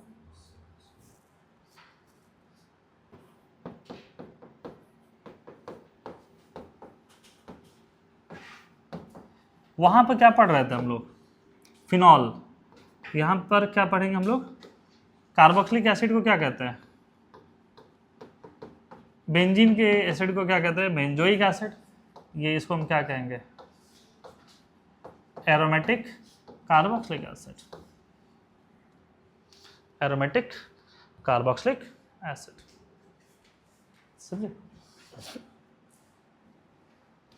अच्छा, अगर हम आपसे पूछे एलिफेटिक कार्बोक्सिलिक एसिड है और एरोमेटिक कार्बोक्सिलिक एसिड है, तो कौन ज्यादा एसिडिक होगा? एरोमेटिक ज्यादा स्टेबल होगा। तो क्या उसको स्टेटमेंट में लिखवा दें? हाँ, aromatic carboxylic acids are more acidic then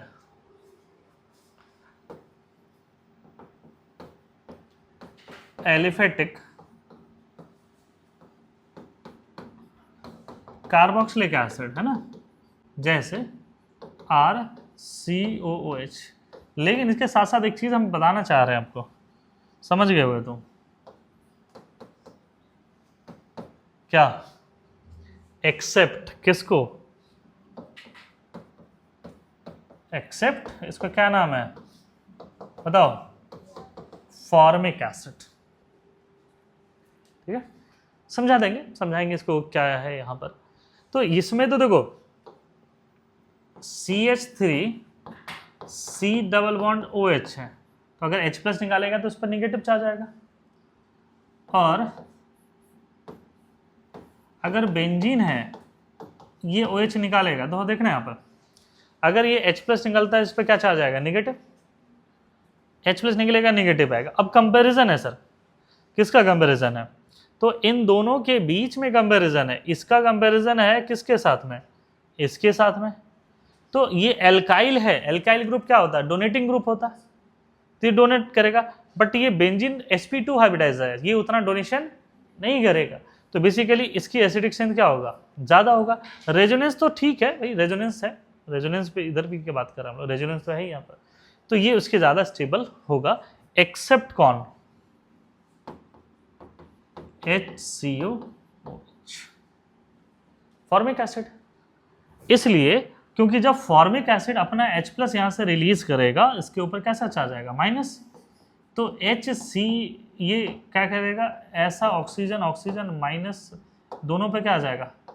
hybrid हम बना रहे हैं, पार्शियल निगेटिव। ठीक है, तो ये वाटर में जाकर के क्या करेगा? हाइड्रोजन बॉन्ड बनाता है। तो हाइड्रोजन बॉन्ड की स्टेबिलिटी जो दो जगह पर आता है, कौन कहां कहां पर? मिथेनॉल में और फॉर्मिक एसिड में, जहां पर एक एक कार्बन। तो formic acid is more acidic then benzoic acid. तो स्टेबिलिटी की बात करें, हवा में बात नहीं करें, जो भी बात करें एक्वस फॉर्म में बात कर रहे हैं। तो पानी में जिसकी स्टेबिलिटी, सुनो, पानी में जिसकी स्टेबिलिटी ज्यादा होगा वो आगे बढ़ेगा, जो अनस्टेबल होगा वो क्या होगा? वापस आएगा। तो स्टेबिलिटी क्या हो जाएगी उसकी? कम हो जाएगी। तो जो सिखाना चाह रहे थे याद रहेगा? क्या क्या स्लोगन क्या याद रखोगे? Aliphatic alcohols are less acidic than water except methanol. और यहां क्या कहेंगे? Benzoic acid is more acidic than aliphatic या acetic acid except formic acid. तो जो सिखाना चाह रहे थे वो चीजें क्लियर है कि फॉर्मिक एसिड क्या होता है, अब ये किस तरीके का।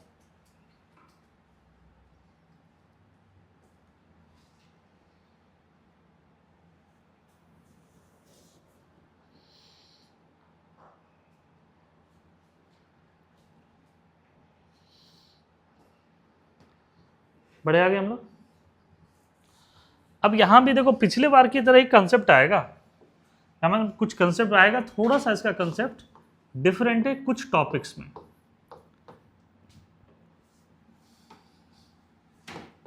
इसमें एक अलग से कंसेप्ट लगता है, ये इसमें परेशान नहीं होगे। NO2 है,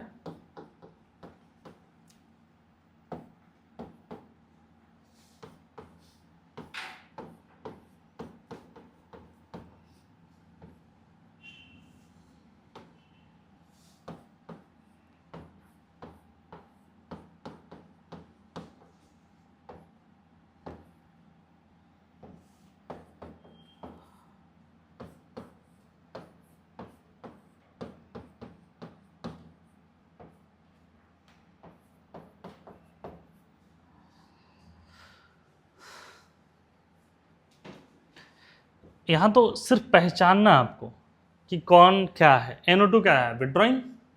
Cl क्या है? विड्रॉइंग। कुछ नहीं, डोनेटिंग डोनेटिंग। तो सबसे ज्यादा विड्रॉइंग कहां पर है? हमें लग रहा सीख गए होगे।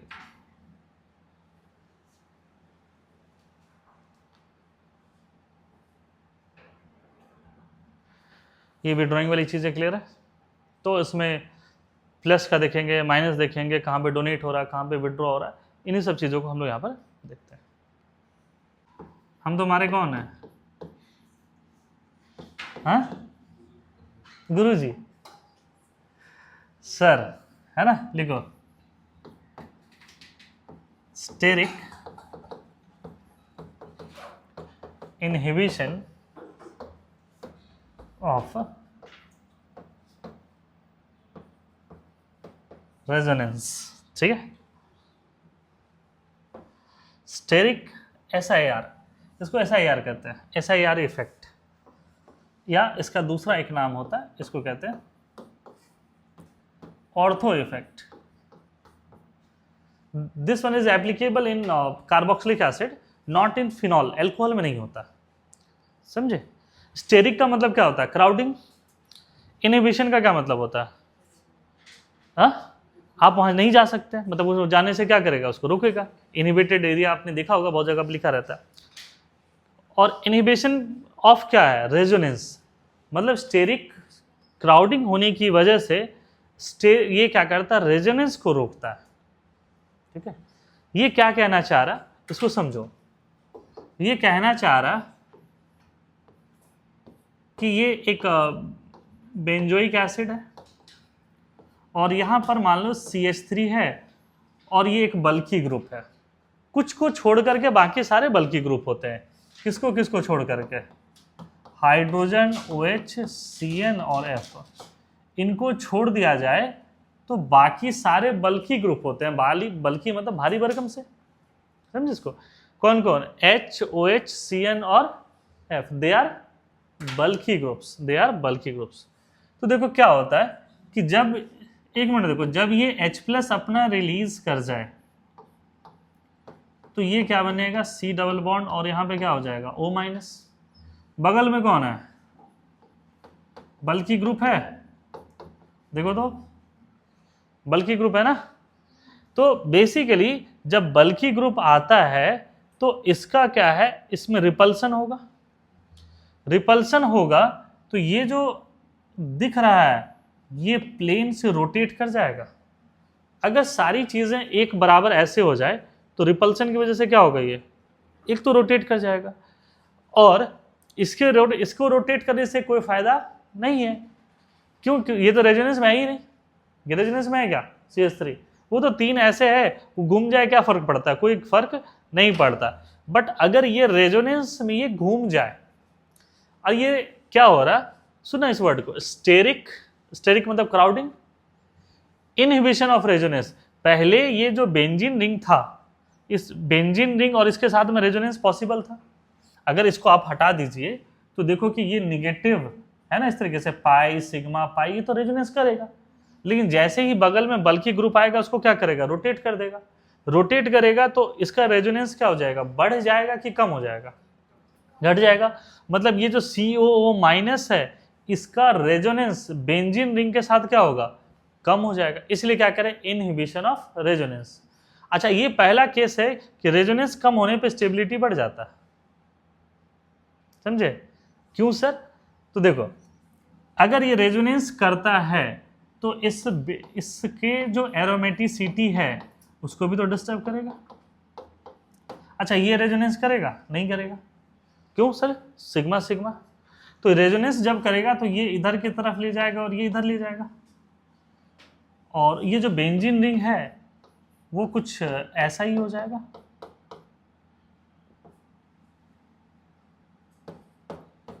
कुछ ऐसा ही हो जाएगा। तो पहले क्या था? एरोमेटिक। पहले क्या था? एरोमेटिक। बाद में क्या हो गया? Anti aromatic. एरोमेटिक से एंटी एरोमेटिक है, नॉन एरोमेटिक नहीं। क्या है? एंटी एरोमेटिक है। तो कोई भी चीजें एरोमेटिक से एंटी एरोमेटिक जाना चाहेगा? एरोमेटिक से एंटी एरोमेटिक जाएगा? नहीं जाएगा। तो बेसिकली क्या है, अगर ये रोटेट हो जाए तब तो इसके साथ रेजोनेंस नहीं करेगा। तो रेजोनेंस नहीं करना इसको स्टेबिलिटी प्रोवाइड कर रहा। जैसे फॉर एग्जांपल, अच्छा ये भी बाहर चला जाएगा। अच्छा, ये अगर इसके साथ रेजोनेंस करता तो इसमें तो इक्वल रेजोनेंस नहीं होता। तो अगर इसका रेजोनेंस रोक दिया जाए तो इसकी एरोमेटिसिटी भी मेंटेन कर जाएगा, साथ ही साथ इसका इक्वल रेजोनेंस भी क्या होगा? बढ़ जाएगा, बढ़ेगा ना। ऐसे अगर ये रेजोनेंस करता तो इक्वल रेजोनेंस क्या होता है? इसका कम होता। तो उस केस में स्टेबिलिटी क्या हो जाती है? डाउन हो जाती। अब जैसे देखो, दो बच्चे हैं, दोनों बच्चे पढ़ रहे हैं, दोनों बच्चे क्या कर रहे हैं, पढ़ाई कर रहे हैं, बट आपस में जब डिस्कस कर रहे हैं ना, तो दोनों एक दूसरे की स्टेबिलिटी क्या कर रहे हैं, कम कर रहे हैं। ऐसे केस में पेरेंट क्या करते हैं, दोनों बच्चों को अलग अलग रूम में भेज देते हैं। घर में यही होता है ना, दोनों बच्चों क्या करते हैं, अलग अलग रूम में, मतलब सो दैट कि एक दूसरे से क्या हो, कोई कॉन्जुगेशन ना हो। उस केस में स्टेबिलिटी क्या होता है, बढ़ता है। या तुम देखो ना कि तुम आपस में जब स्कूल में कोई एग्जाम है, बहुत पास में है, तुम बैठ करके पढ़ रहे हो, तुम्हारा पड़ोसी तुमसे डिस्कस करना चाह रहा टॉपिक, तो तुम बोलते हो ना तुमसे बाद में डिस्कस करेंगे। मतलब वो क्या है कि अगर ये रेजोनेंस ना करे तो इसकी स्टेबिलिटी क्या होगा, बढ़ेगा। अच्छा, स्टेबिलिटी बढ़ेगा तो रेजोनेंस क्या होगा, बढ़ेगा घटेगा। स्टेबिलिटी बढ़ेगा तो रेजोनेंस, ये एसिडिक स्ट्रेंथ क्या होगा, बढ़ेगा कि घटेगा, क्या होगा, बढ़ेगा। तो देखो एक चीज अब हम समझा रहे हैं, इफ बल्कि ग्रुप्स एक्सेप्ट ये चारों are present at ortho position, then that will be more acidic than their respective isomers,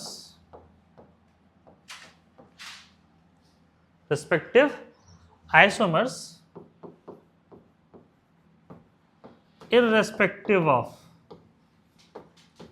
electron donating group और इलेक्ट्रॉन विड्रॉइंग ग्रुप। ये डोनेटिंग और विड्रॉइंग से उसको मतलब नहीं है। अगर कोई भी बल्कि ग्रुप होगा तो वो उसको क्या करेगा, आउट ऑफ प्लेन में लेके जाएगा, तो उसके क्या हो जाएगा, उसकी एसिडिक स्ट्रेंथ ज्यादा होगा। अच्छा, एसआईआर की वजह से एसिडिक स्ट्रेंथ बढ़ेगा कि घटेगा, बढ़ेगा।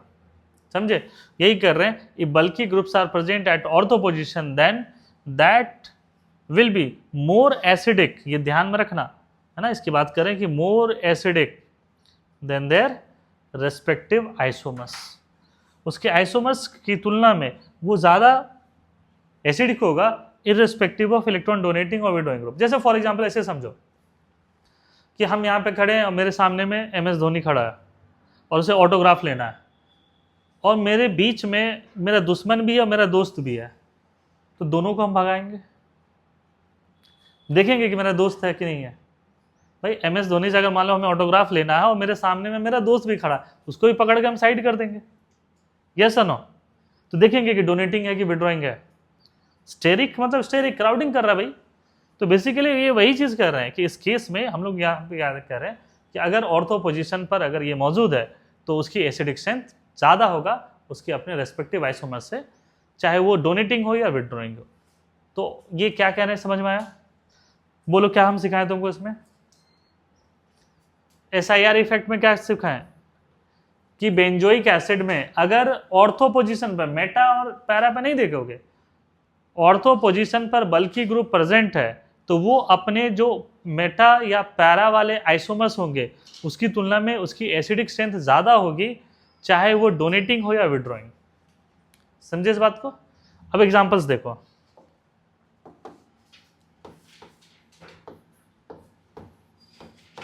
COOH nitro group, COH nitro group. कुछ जगह पर SIR नहीं लगाओगे तो भी तुक्का से तुम्हारा आंसर आ जाएगा, ठीक है। जैसे इस केस में नाइट्रोबेंजोइक एसिड में एसिडिक स्ट्रेंथ सबसे ज्यादा किसका होगा? ऑर्थो का, ऑर्थो का ज्यादा होगा। फिर किसका होगा? पैरा का। फिर किसका होगा? मेटा का। भाई तुम समझ रहे हो कि भाई ये -I होगा, ये क्या होगा? -M होगा, और ये क्या होगा? SIR इफेक्ट होगा। कहीं ये ऐसा भी लिखा रहेगा कि ortho nitrobenzoic acid is more acidic then this one because this one is withdrawing group, नहीं, विड्रॉइंग नहीं, उसका रीजन क्या होगा, SIR इफेक्ट होगा। बात समझ में आ रहा, SIR इफेक्ट, क्लियर है। अच्छा ये तो विड्रॉइंग था ना, अब आते हैं डोनेटिंग वाले पर।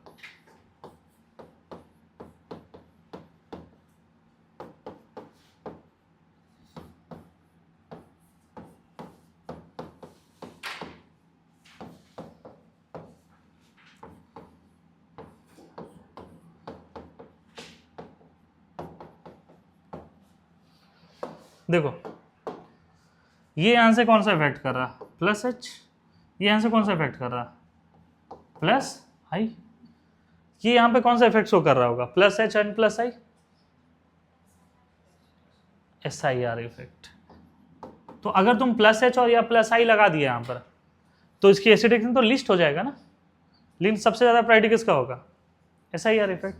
कौन सबसे ज्यादा एसिडिक, ऑर्थो, फिर पैरा, देख रहे हो। तो SIR इफेक्ट समझ में आया,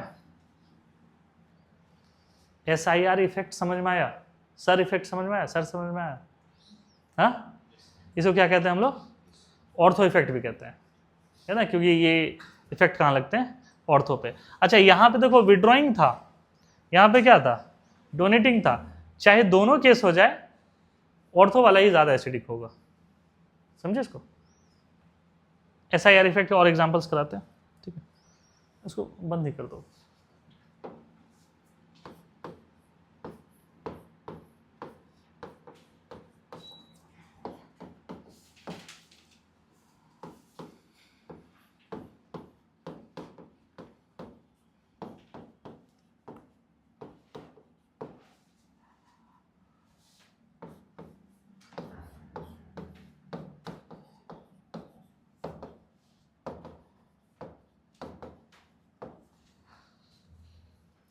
This one is a isopropyl group.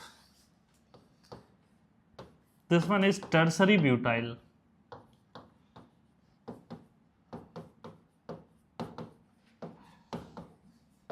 This one is tertiary butyl. ये ध्यान में रखना, ये this one is tertiary butyl, ये isopropyl, कहीं ये नाम पर भी होता है। तो सिंपल सा कंसेप्ट है, लगाइए, किसकी एसिडिक सेंस ज्यादा हो, किसकी कम होगी, किसका एसिडिक सेंस ज्यादा होगा, किसका एसिडिक सेंस कम हो। अच्छा देखो, जितना ज्यादा बल्कीनेस होगा उतना क्या होगा, आउट ऑफ प्लेन जाएगा, ये मान रहे हो। ये तो मिथाइल है, मिथाइल से बल्कि कौन होगा, इथाइल, इथाइल से बल्कि कौन होगा, आइसोप्रोपाइल, आइसोप्रोपाइल से बल्कि कौन होगा, टर्सरी ब्यूटाइल। तो जितना बल्कीनेस बढ़ेगा उतना आउट ऑफ प्लेन जाएगा, उतना ज्यादा एप्लीकेबल कौन होगा, SIR। बताओ order, this one, this one, this one. हमें लग रहा है SIR समझ गए।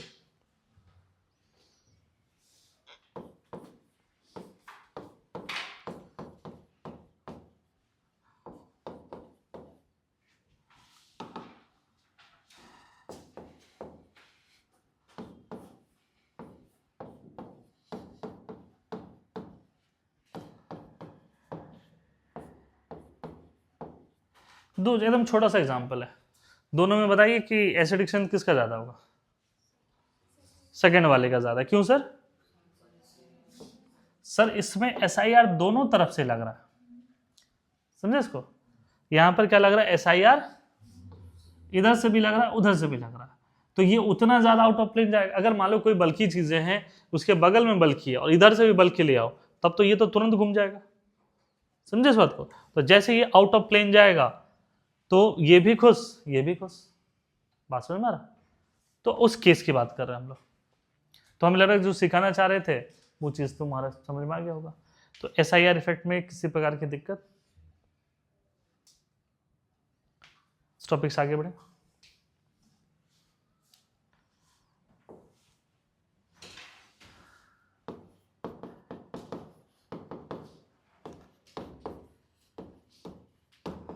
एसिडिक स्ट्रेंथ ऑफ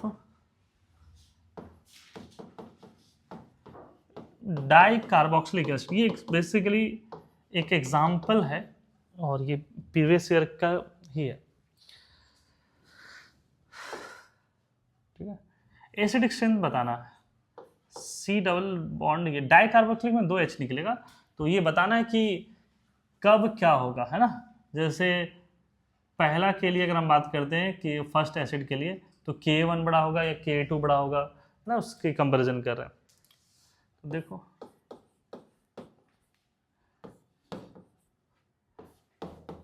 इसका नाम क्या हो जाएगा, 1 2 3 4 ब्यूट 2 in 1 4 डाइओइक एसिड, वही नाम होगा, ब्यूट 2 in 1 4 डाइओइक एसिड। इसका नाम होता है मैलिक एसिड। इसका क्या नाम होता है, मैलिक एसिड, है ना, इसी का नाम है मैलिक एसिड।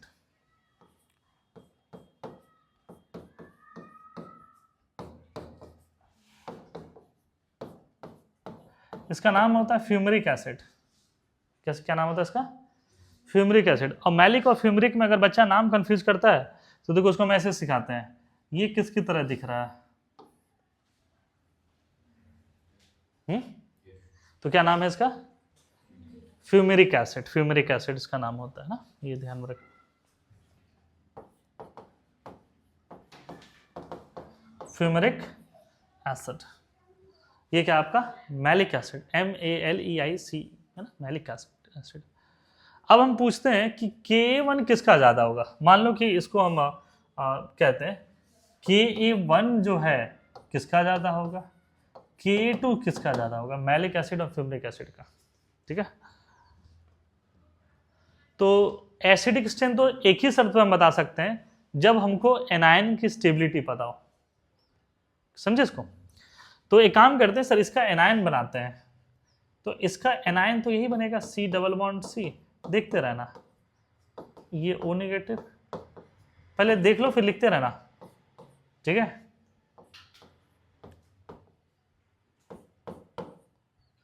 ये अगर H प्लस निकालता है, इसको हम छोड़ दिए अभी, तो ये बेसिकली ये सिस फॉर्म है और ये ट्रांस है, ये भी ध्यान में रखना, समझे। दोनों आइसोमर है, ये सिस फॉर्म है, वो क्या ट्रांस है। तो जब ये H प्लस रिलीज करेगा तो ये बनेगा, तो इसके बाद ये जो H प्लस रिलीज करने के बाद इसमें क्या होगा, हाइड्रोजन बॉन्ड, मतलब H प्लस रिलीज करने के बाद इसकी स्टेबिलिटी उसकी तुलना में ज्यादा होगा। यहां पर कोई भी हाइड्रोजन बॉन्ड नहीं होगा, जैसे ये अब तुम देख रहे हो ना कि रेस्ट्रिक्टेड ऑफ रोटेशन है, क्या ये अब इसके साथ हाइड्रोजन बॉन्ड करेगा, क्या हाइड्रोजन बॉन्ड करेगा, ये वाला हाइड्रोजन बॉन्ड करेगा, रेस्ट्रिक्टेड रोटेशन है ना, ये कैसे, ये तो टूट जाएगा सीधे, तो इसके साथ में हाइड्रोजन बॉन्ड नहीं होगा। तो जब पहला H प्लस निकलेगा तो मैलिक एसिड ज्यादा है कि फ्यूमरिक एसिड ज्यादा है, मैलिक है। और अगर आपसे पूछा जाएगा कि ओवरऑल कौन ज्यादा है, तो भी मैलिक कहोगे। जैसे हम तो यह पूरा डेप्थ में बता रहे हैं कि मैलिक का 1 और 2 के डेप्थ में लेकर जाकर बात कर रहे हैं, बट अगर आपसे सिंपली पूछते which one is more acidic, तो हम तो कभी भी पहला H के लिए बात करते हैं, तो malic acid is more acidic then fumaric acid, because ये H प्लस जब रिलीज करेगा तो उसके साथ हाइड्रोजन बॉन्ड, उसके बाद रिंग का फॉर्मेशन, रिंग का फॉर्मेशन भी स्टेबिलिटी का एक पैरामीटर है। हम बोले थे ना कि जब भी रिंग का फॉर्मेशन होता है तो स्टेबिलिटी क्या होता है, बढ़ता है। जैसे कहीं पर तुम एक लाइन बना करके खड़े हो तालाब में, नदी में, और एक हाथ जोड़ करके रिंग बनाए हो, तो कहाँ पे स्टेबिलिटी ज्यादा रहता है, रिंग में। तो रिंग में तो यहाँ पर हाइड्रोजन बॉन्ड भी है, रिंग भी बना रहा, तो ऑब्वियसली इसकी स्टेबिलिटी ज्यादा होगी। तो ड्यू टू दैट वन पहला H प्लस मैलिक का पहले निकलेगा, फ्यूमरिक का बाद में। व्हाट अबाउट सेकेंड, सेकेंड में क्या कहना चाहते हो, सेकेंड में क्या कहना चाहते हो बताओ। देखो सेकेंड में क्या है कि ये जो हाइड्रोजन तुमको दिख रहा है, दिख रहा नहीं हाइड्रोजन, ये तो हाइड्रोजन बॉन्ड में इन्वॉल्व हो गया, लेकिन इसका हाइड्रोजन जो है क्या वो हाइड्रोजन बॉन्ड में इन्वॉल्व हुआ नहीं, ये तो उलझ गया ना हाइड्रोजन बॉन्डिंग में, अब ये नहीं निकल पाएगा, बट ये निकल जाएगा। तो Ka2 किसका ज्यादा होगा, हाँ, तो जो सिखाना चाह रहे थे तुम सीख गए। समझे इसको? इसको हम फिर से एक बार हम समझा देते हैं, थोड़ा देखो। हम लोग यहाँ पे कंपेयर कर रहे हैं acidic strength of di carboxylic acid. Di carboxylic acid का मतलब है जिनके पास 2 कार्बोक्सिलिक एसिड ग्रुप होंगे तो 2 H+ निकलेंगे। दोनों H+ का निकलने का रेट क्या होगा? अलग अलग होगा। Ka1 ज्यादा होगा एज कम्पेयर टू Ka2, पहला H+ फास्ट निकलेगा। तो ये इस तरीके से कार्बोक्सिलिक और इधर कार्बोक्सिलिक एसिड अगर हम बनाते हैं, ये सिस फॉर्म है। सिस फॉर्म का कहते हैं मैलिक एसिड। सिस फॉर्म का क्या कहते हैं? मैलिक। ये क्या है? COH। और इधर ट्रांस फॉर्म को कहते हैं फ्यूमरिक एसिड। इसको याद करने का तरीका ये F है ना? ये है फ्यूमरिक एसिड, इसको हम क्या कह रहे हैं? देखो F है। अब हम कंपेयर करें Ka1, पहला H+ किसका ज्यादा होगा, दूसरा किसका ज्यादा होगा? तो देखो ये अगर H+ रिलीज करता है तो यहाँ O- आएगा और इनके बीच में कैसा होगा बताओ? Hydrogen bond. तो यहाँ पर ये हाइड्रोजन बॉन्ड बनाएगा तो H+ निकालने के बाद इसकी स्टेबिलिटी बढ़ जाएगा। बट ये जो ट्रांसफॉर्म है, तो ट्रांसफॉर्म जब ये H+ निकालेगा तो इसका इसके साथ में हाइड्रोजन बॉन्ड नहीं होगा। समझे कि नहीं इस बात को? तो वो उनके साथ में हाइड्रोजन बॉन्ड नहीं होगा। तो पहला H+ किसका ज्यादा स्टेबल है, ये वाला कि वो वाला? तो पहला इसी का निकलेगा। तो K1 किसका ज्यादा है? मैलिक एसिड का ज्यादा as compare to fumaric acid का। अब है कि सेकेंड H+ किसका निकलेगा? तो इसका जो हाइड्रोजन है वो कहाँ उलझ गया? हाइड्रोजन बॉन्ड में। तो ये उलझ गया है तो उसको निकलना क्या हो जाएगा? टफ हो जाएगा। ये इधर से क्या होगा? ये निकल जाएगा। कभी भी देखना कि अगर तुम कहीं पर भी मिडिल सीट पे बैठे हो, कार में मिडिल सीट में बैठे हो, क्लासरूम में मिडिल सीट में बैठे हो, तो तुम्हारे निकलने की एबिलिटी क्या होती है? कम होती है एज कम्पेयर टू जो टर्मिनल्स में। तो यहाँ पर ये नहीं निकलेगा क्योंकि तो हाइड्रोजन बॉन्ड में उलझा होगा, बट ये निकल जाएगा due to that reason Ka2 किसका ज्यादा होगा? फ्यूमरिक का ज्यादा होगा मैलिक एसिड से। तो ये जो छोटे छोटे कंसेप्ट थे यहाँ तक समझ में आपको? हाँ, ये चीजें क्लियर है? तो इसी तरीके से हम लोग यहाँ पर इसके देख रहे थे कि कौन ज्यादा एसिडिक है, कौन कम एसिडिक है।